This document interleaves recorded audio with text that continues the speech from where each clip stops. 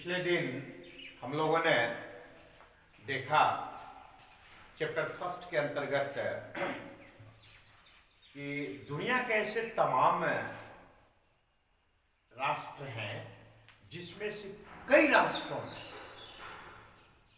इस प्रकार का रुझान देखने को मिला कि लोकतंत्रीय शासन प्रणाली अच्छी शासन प्रणाली है। A democratic system is the superior system of all systems. हम लोगों ने इससे पहले देखा मोनार्किज्म, इंपेरियलिज्म, कॉलोनियलिज्म या जितने भी प्रकार के शासन तंत्र हैं उन सबों में कहीं न कहीं निरंकुशता की, तानाशाही की, हिटलरशाही की बू आ रही थी। लोगों का जीवन कुंठित सा लग रहा था। तो दूसरी ओर जब लोकतंत्र की बात होती है तो इसमें देखा जाता है कि पूरी की पूरी आजादी हर व्यक्ति को मिलती है। यानी लोकतंत्रीय शासन प्रणाली में वास्तव में every person has capacity to express to their opinion, to take decision what he wants without any interference, without any obstruction by the government or the state। यानी इसमें पूरी की पूरी आजादी देश के नागरिकों को मिली होती है। वो जो कोई भी कार्य करना चाहे अपने पसंद के अनुसार से कार्य कर सकते हैं, किसी भी प्रकार का निर्णय ले सकते हैं, जहां जाना आना चाहे जा सकते हैं। जिस प्रकार के धर्म को स्वीकार करने की और पूजा अर्चना करने की बात है, पूरी की पूरी आजादी है। और साथ ही साथ अपने विचार को अभिव्यक्त करने की स्वतंत्रता हर किसी के सामने में है, जो बहुत बड़ा ये प्लस पॉइंट है इस सिस्टम में। For the betterment of the people, for the personality development of the people, for all citizens of that concerning country, it is the most important thing in this system। तो एक तरफ इस प्रकार की विशेषता है, तो शेष अन्य शासन प्रणाली में इसके विपरीत है कि आप राजा के विरुद्ध आवाज नहीं उठा सकते हैं। यद्यपि वो सही है, निरंकुश शासन में इस प्रकार की बात नहीं कर सकते हैं, तानाशाही में इस प्रकार की बात नहीं कर सकते हैं। तो इस तरह से हमने देखा कि लोकतंत्रीय शासन प्रणाली वास्तव में अन्य तमाम प्रकार की शासन प्रणालियों से श्रेष्ठतम शासन प्रणाली है। ऐसा आज दुनिया के अधिकांश राष्ट्रों में अब महसूस किया जाने लगा। और यही कारण है कि दुनिया के अब अधिकांश देशों में लोकतंत्रीय शासन प्रणाली को अपना ली गई।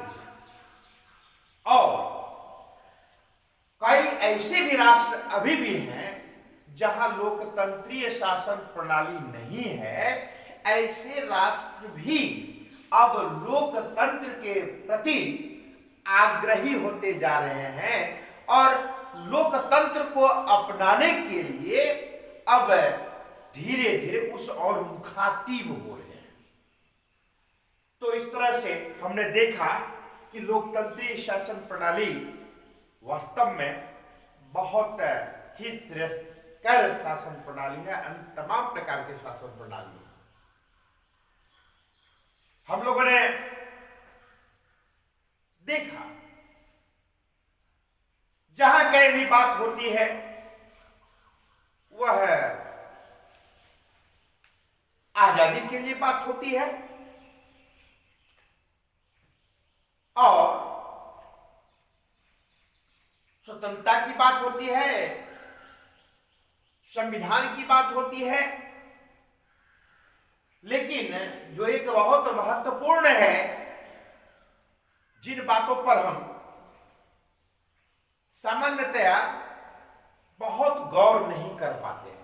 एक पक्ष तो ये आजादी की बात होती है, क्योंकि हम जानते हैं कि दुनिया के अधिकांश राष्ट्रों में ब्रिटिश हुकूमत थी, इसलिए कहा जाता है कि अंग्रेजों के शासनकाल में कभी सूर्यास्त नहीं होता था, क्योंकि दुनिया के अधिकांश भाग धरती गोल है और दुनिया के अधिकांश भागों में उनका ब्रिटेन का शासन था, तो कहीं न कहीं सूर्य उदय रहता ही था। यही कारण है कि ऐसा लोग कहा करते थे कि ब्रिटेन के शासन काल में कभी सूर्यास्त होता ही नहीं था, जबकि सच्चाई बिल्कुल भिन्न है।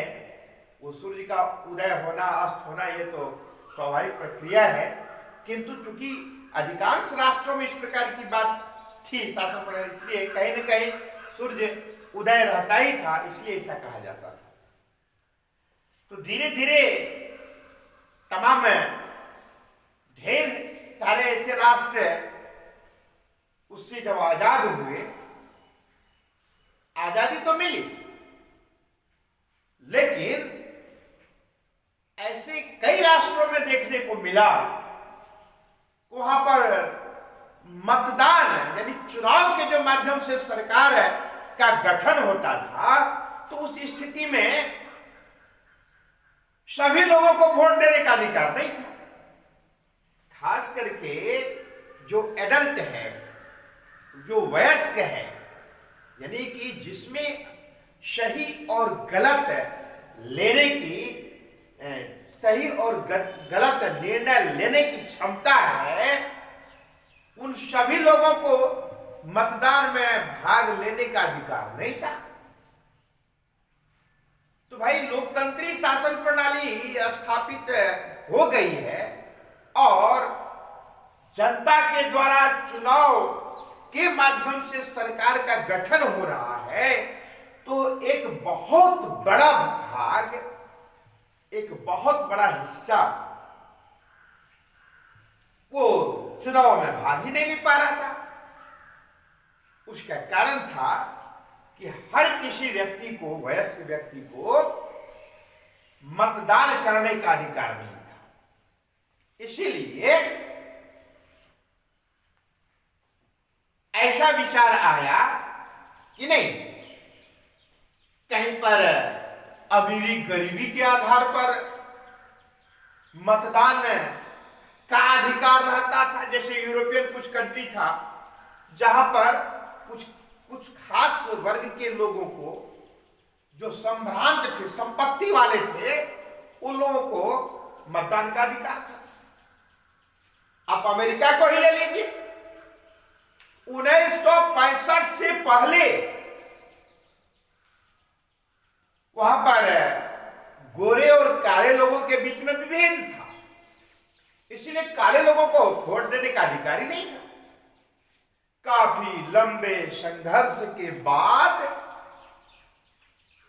1965 ईस्वी में जाकर के ब्लैक पीपुल को भी अधिकार दिया गया मतदान के लिए। तो हम जरा से ये डाटा को देखें तो स्पष्ट हो जाता है कि 1900 ईस्वी से पहले मात्र एक न्यूजीलैंड ऐसा राष्ट्र था जहां पर सार्वभौमिक वयस्क मताधिकार का प्रयोग होता था, अर्थात सबों के लिए जो वयस्क व्यक्ति है, ऐसे सभी स्त्री पुरुष, अमीर गरीब, गोरे काले, जिस किसी भी रंग रूप के थे, सबों को वयस्क, सार्वभौमिक वयस्क मताधिकार था। अर्थात समानता के आधार पर स्त्री पुरुष, अमीर गरीब, सबको वोट देने का अधिकार प्राप्त था। ये सार्वभौमिक वयस्क मताधिकार से तात्पर्य होता है सबों को संपूर्ण रूप से, जो वयस्क व्यक्ति है, स्त्री है, पुरुषों, सबको एक समान वोट देने का अधिकार प्रदान किया जाना। रशिया को आप देख रहे हैं 1917 ईस्वी में जाके के इस प्रकार का अधिकार प्राप्त हुआ। वो तो रशियन क्रांति 1917 में हुई थी, उसके बाद का परिणाम है ये। जर्मनी को ले ले 1918 ईस्वी में, स्वयं ब्रिटेन में भी इस प्रकार की बात थी, अंतर था, विभेद था। 1928 ईस्वी में जाकर के वहां पर मताधिकार सबों के लिए हुआ। श्रीलंका में यद्यपि 1948 में श्रीलंका आजाद हुआ, किंतु 1931 से ही वहां पर वयस्क मताधिकार की व्यवस्था थी। 1945 ईस्वी में जर्मनी में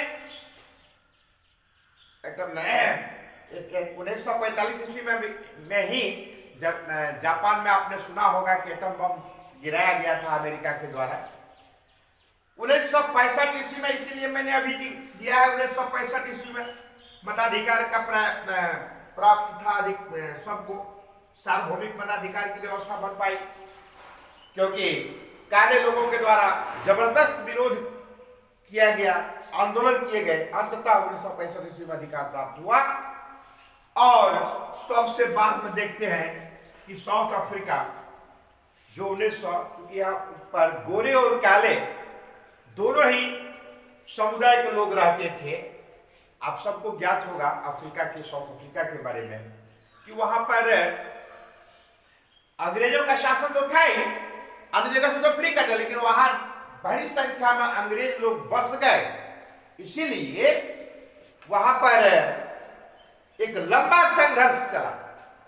और अंततः ज्ञात होगा आप सबको, Nelson Mandela was the first president, black president of south Africa. उस 1994 से के बाद से ही वहां का राजनीतिक परिदृश्य बदला। इसके बाद आपको एक मैं और उदाहरण देना चाहता हूं घाना का। वहां पर भी लंबा संघर्ष चला। एक सोनार जाति का था, पेशे से शिक्षक, वहां आजादी दिलाने के लिए लंबा संघर्ष करना पड़ा। और उन्होंने एनक्रुमा नाम था, जिनकी महत्वपूर्ण भूमिका थी आजादी दिलाने के लिए, इन्होंने भी जबरदस्त संघर्ष किया। मैं ऐसे कई राष्ट्रों की सूची बोर्ड पर लिख डाला हूं। ये ऐसे ही राष्ट्र हैं जो सार्वभौमिक वयस्क मताधिकार का अधिकार प्राप्त हुआ। कई ऐसे राष्ट्र हैं प्राप्त हुआ किंतु बाद में उनकी आजादी छीन ली गई। उनका मैंने उसमें इस सूची में मैंने नाम नहीं डाला है। फिर वहां पर एनक्रुमा बाद में चुनाव के बाद ये घाना के प्रधानमंत्री बने और